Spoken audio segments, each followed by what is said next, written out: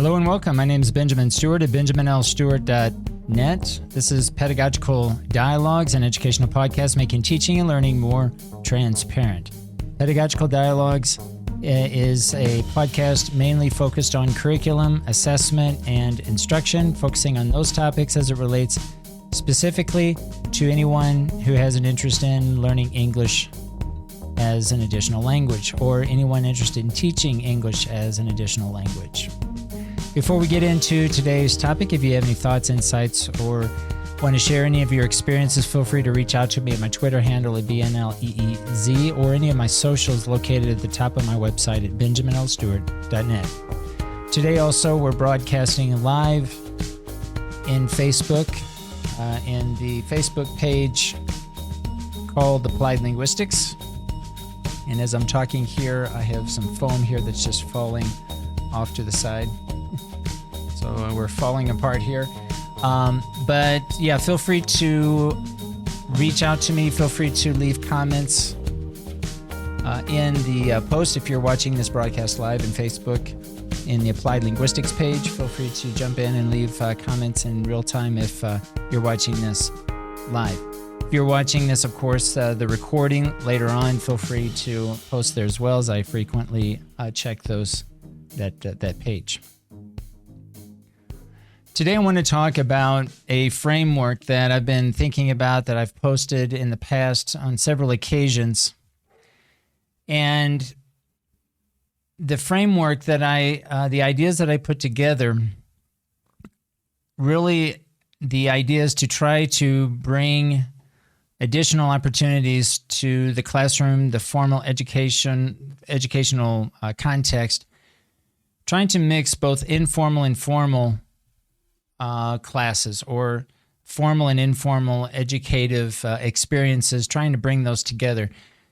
Over the last, I would say, 10 years or so, maybe 10, 12 years, MOOCs have become quite common. A lot of larger institutions are making their courseware available to the public.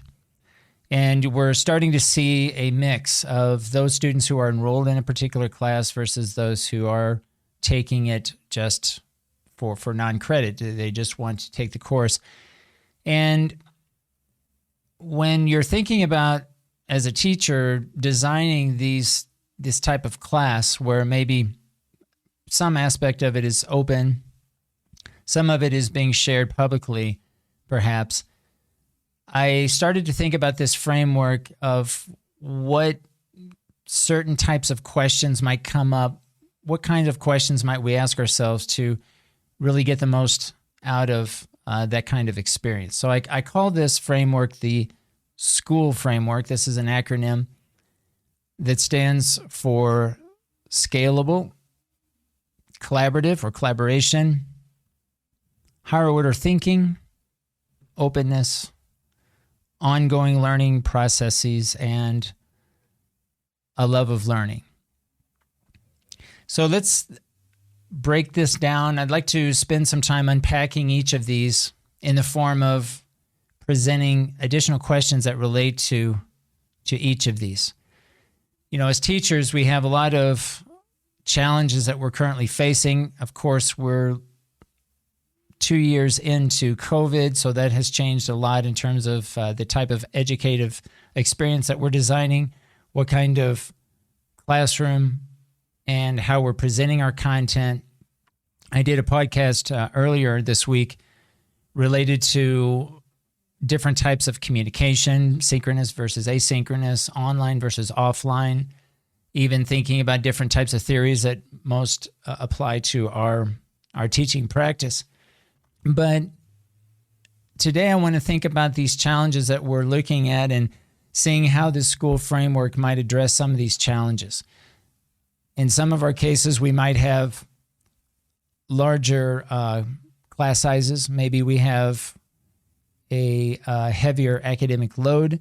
Maybe we have less time for professional development. Maybe we don't have enough opportunities to collaborate and work with other colleagues. Maybe we just don't have enough time to plan our lessons as all of these additional constraints have taken up a lot of our time. I'd like to take the first aspect of the school framework, scalability, scalable, and think of how this relates specifically to larger class sizes, but also think of the formal classroom, students who are enrolled in a particular class, and also perhaps making that scalable to others who also might be interested. Again, thinking of a MOOC, a massive open online course, any courses that are being opened, an open courseware type of situation, and trying to mix and think of how we're presenting our classes in terms of scalability. How can we make it scalable? How might we use technology in order to present or make our lecture available? Maybe learning activities, the actual activities that students are participating in. What kind of technologies would be appropriate to make those activities scalable? Thinking of student and teacher feedback. How can different technologies be used to get the most out of the feedback, or how we assess our students, or how students assess themselves? Again, whether it's through peer assessment or just self-assessment. And learning outcomes, the actual products, the performances, the end result. Where does that reside? How can we use technology to make those outcomes also scalable? We might even look at different platforms to help us make the educative experience more scalable. What kind of content management system, a CMS or a learning management system, an LMS, are most appropriate? Is it going to be open or closed, which we'll talk about a little bit more in detail? But just overall, what kind of platforms or social media would help make the educative experience more scalable? Okay, and so think of the technologies that you're currently using. Every semester when I begin a new semester with new students, even though perhaps I've taught the same class many times, I start again thinking about what kind of technology is going to help me make the experience scalable. Now, maybe the class is not open to the public, but again, thinking of larger class sizes, how can we make it more scalable so that we have a more inclusive and equitable experience for each learner, that they have many different ways that they can participate. They have a lot of different entry points into the experience. And in most cases, technology is going to help us achieve that. Collaboration. So the C in the acronym S.C.H.O.O.L stands for collaboration, and it could also apply to cooperation. Think of the first question here. How can collaboration and cooperation cultivate creativity, community, and a learning culture that is fostered through social learning that transfers to real-world experiences, one which makes learning more relevant and meaningful? So this idea of an educative experience being relative and meaningful. Relevant to the student based on their wants and their needs, their interests, their preferences.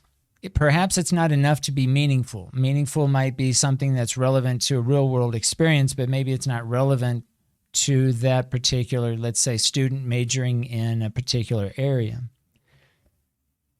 So this aspect really requires the instructor to reach out to the students to know what their goals are, what their interests are, what their past experiences have been, maybe in that particular content area. What do they know already? What can they do? What maturity level should be considered also is very important.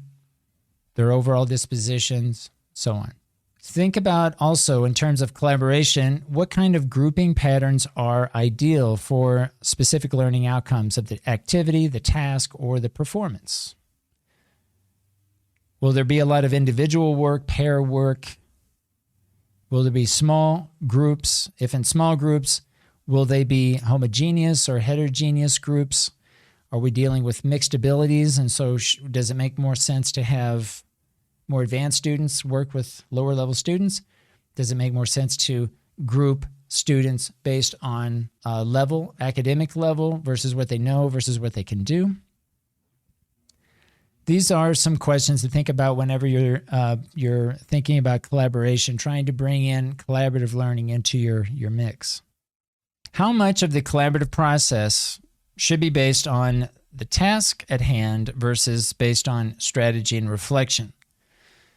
So here, this kind of question, of course, will depend on the situation, depend on the teacher, it will depend on the students. But ideally, students who can make decisions, they can assume different tasks and not only be more aware of their own process and getting the task completed, but also have some level of strategy or reflection, some way of thinking about their process, and have them decide for themselves which way to work with each other and perhaps individually makes the most sense for that particular task.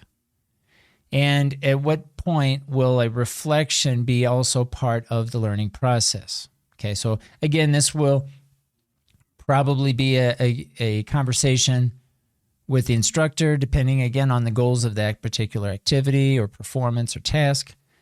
But this is a question that can come up, the difference between getting the task done, the task itself, versus also a more kind of a meta look at the learning process, thinking in terms of strategy and reflection.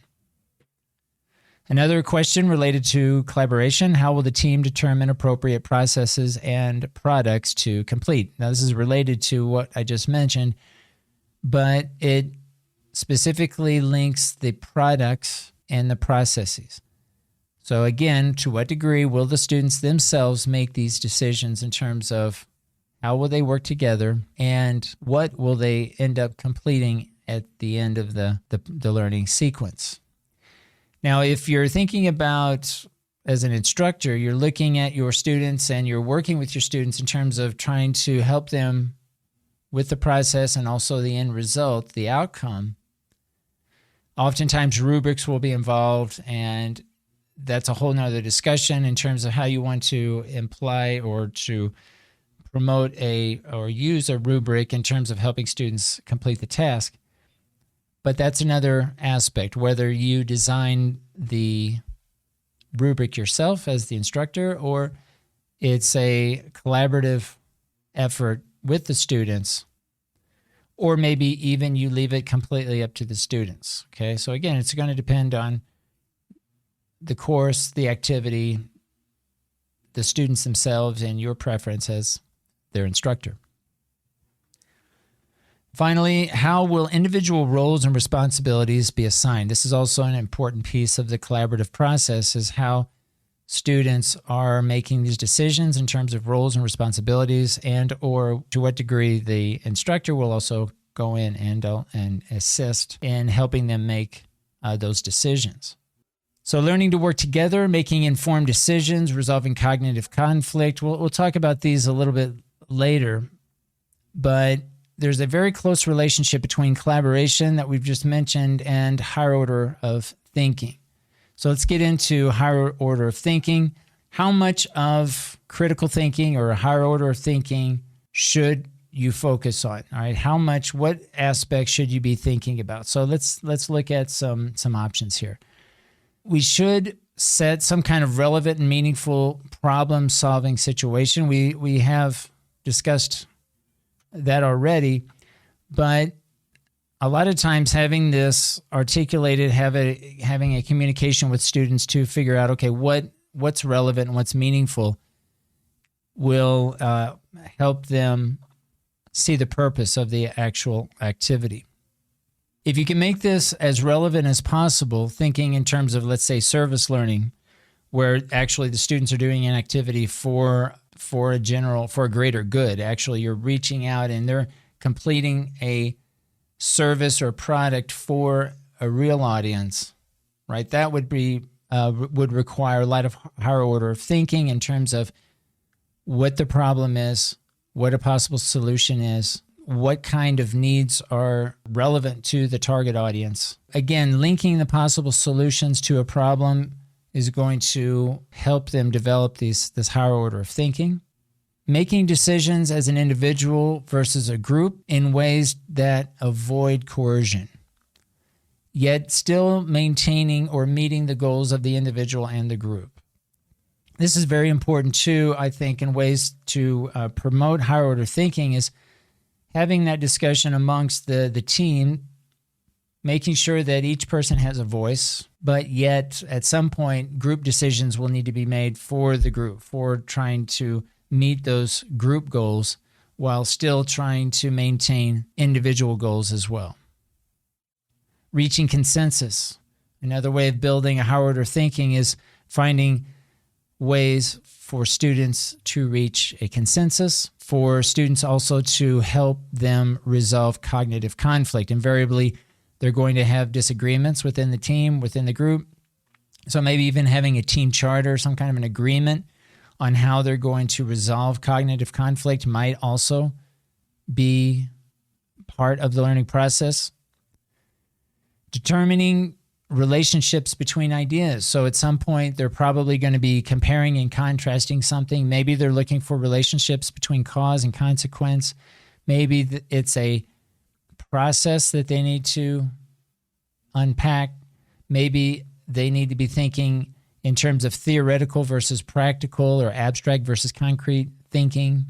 There are many others. We've mentioned already problem, solution, but depending on the activity, depending on the objective of the performance or the task, these different aspects, these different relationships, or a combination of these relationships are going to be important to promote critical thinking or higher order of thinking. Moving on, now the openness. Openness. So we've talked about scalability, collaboration, higher order of thinking. Now we need to think in terms of openness. Now, to what degree will the educative experience remain open, that is, available to the public, versus closed or private? Thinking of certain questions in terms of the degree in which the educative experience will remain open. The instructor's lectures and other content. To what degree will the instructor's lectures or any other content that the instructor creates, to what degree will that be made public? Will it be private or public?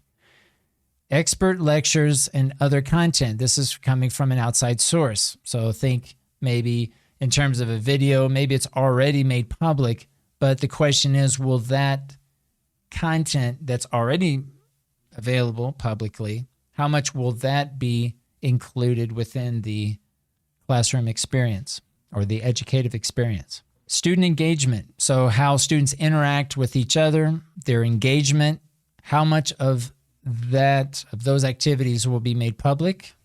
Student engagement with course-related content, all right? So we have not only their engagement with each other socially, but also their engagement with the course content. How much will that be made public?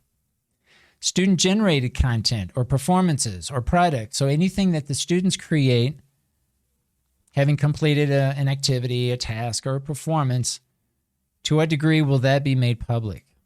To what degree will that be open to the public? Formative and summative assessment. So any assessments or feedback provided by the instructor to the students, whether it's formative or summative, to what degree will that be made public?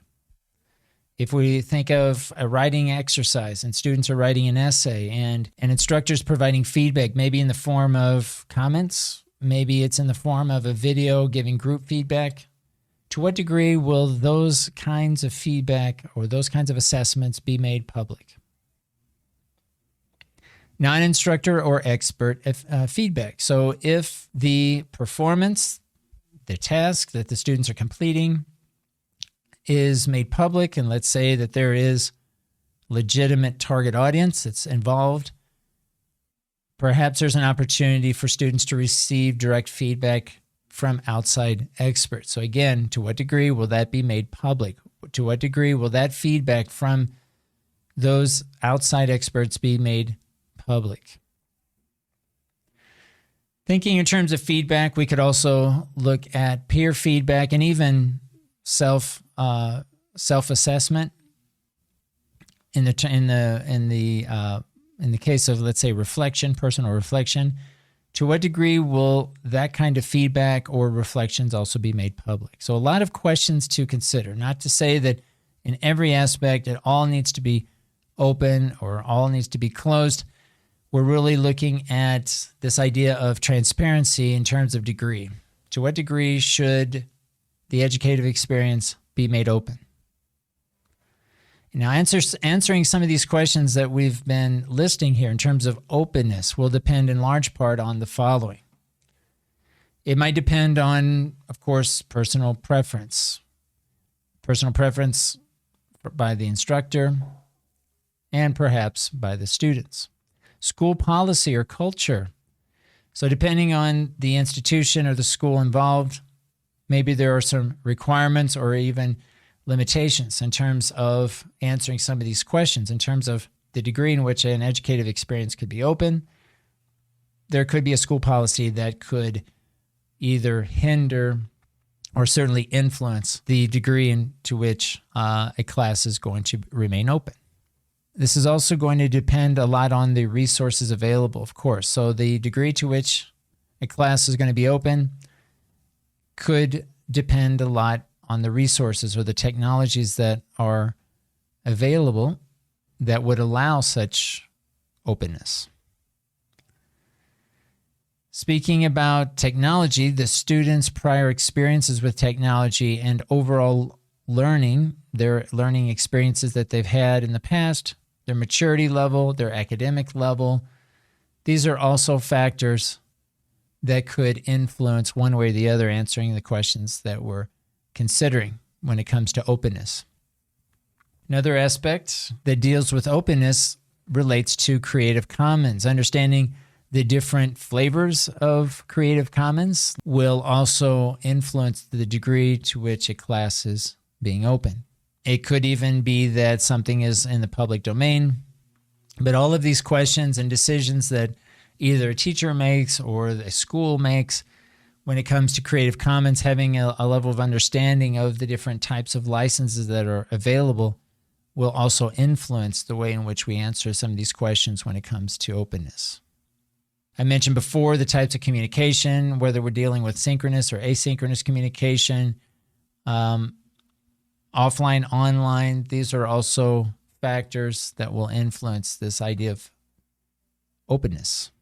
And of course, learning platforms. So overall, the technologies that are involved are going to dictate in large part how we answer these questions. Let's move on now to the next O of our school framework. And this stands for ongoing learning processes, or just ongoing learning. Now, with formal education, as we know, we typically have a time frame to complete course objectives, but this idea of ongoing learning extends beyond the classroom. So we want to think of it in terms of lifelong learning. We want to think of it as something that the students experience that they can keep with them for the long term. Really, the best way to think of keeping basically any kind of ongoing learning possible is in the form of an e-portfolio. I'm not going to dive too deep into an e-portfolio, but I think that if we categorize, generally speaking, an e-portfolio into two groups, one might be showing the students' best work, whether they decide themselves which work that would be, or it's a conversation with an instructor. But one way to think of an e-portfolio would be to present their best work. The second type, generally speaking, of an e-portfolio would be the products or the artifacts that are included in there would represent some kind of learning process. So maybe it's not necessarily their best work, but it's work that best illustrates or demonstrates a learning, what they actually learned. And so this might be in the form of certain reflections or notes, some kind of annotations that are part of the artifacts that are being shared and published in the e-portfolio. But the question really becomes to what degree that e-portfolio becomes open. The ongoing learning process, in order for it to be ongoing, that is well beyond the course, maybe even the degree program, but let's say even as they become professionals, the technologies, the way in which that e-portfolio is made public will also, of course, influence the degree to which it remains ongoing, right? So if we have students that are creating, let's say, Wix pages, Weebly pages, maybe a WordPress, a site, but they have something that they are contributing to. Let's say they are adding works from a variety of classes. It's not an e-portfolio per class, but it's a personal, professional e-portfolio. So there's one portfolio per student, for example. Then the idea would be to contribute.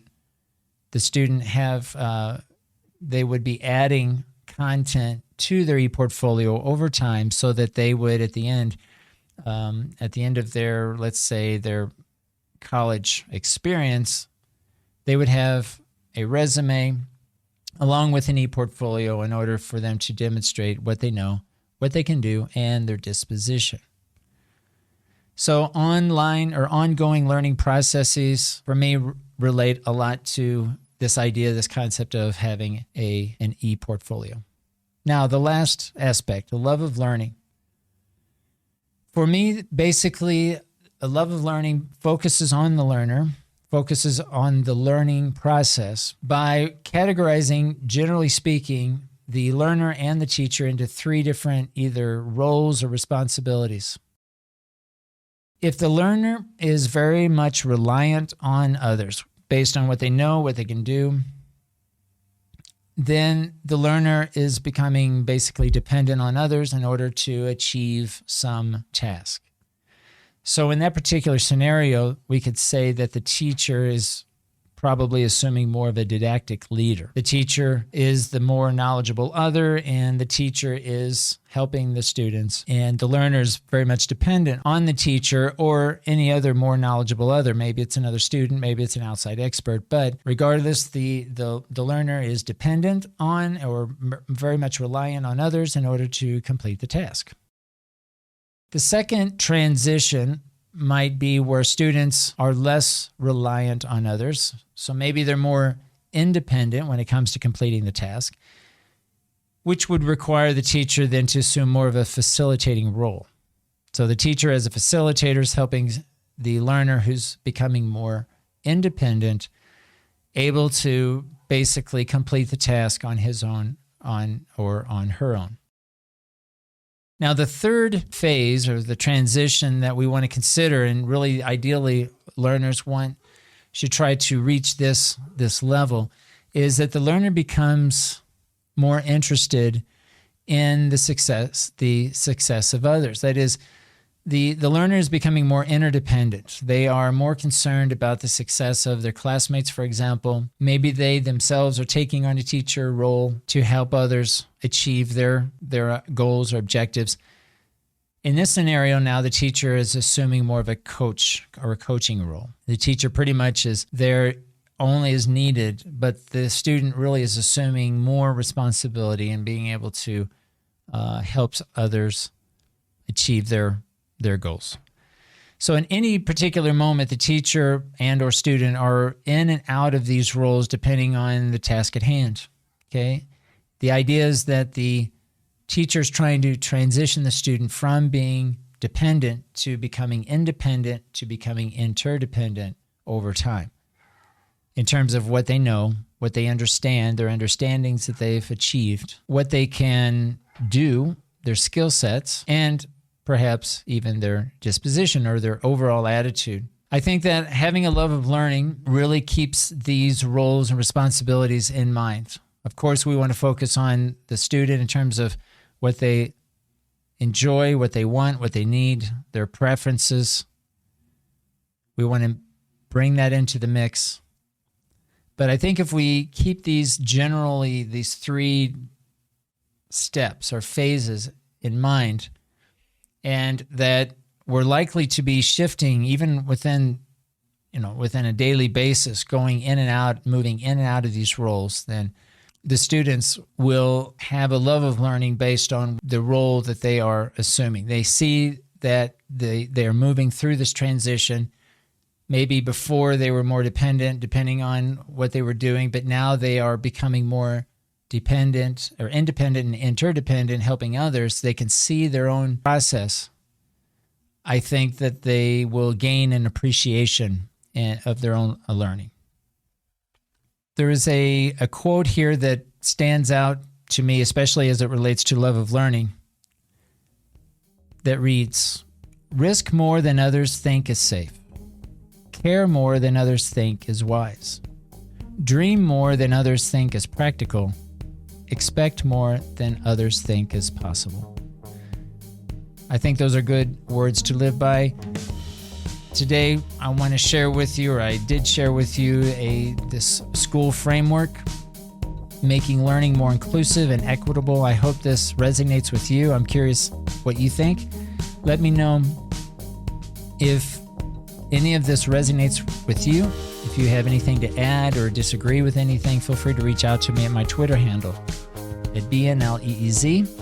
Today, I'm providing a live broadcast in the Applied Linguistics Facebook page. So if you're interested in joining the page, if you haven't already, and you want to leave me some feedback, whether it's on this particular broadcast or if you're interested in sharing your research. I know a lot of you are conducting research and have some questions. If anyone wants to schedule time to have a discussion, an open discussion about your work, about your research, feel free to do so. One of the main intentions or reasons for setting up the page was to have a conversation related to research. So if you have questions about your topic, if you have just anything that you want to share, I know when I was doing my own research, it was helpful to have opportunities to discuss with anyone really your research.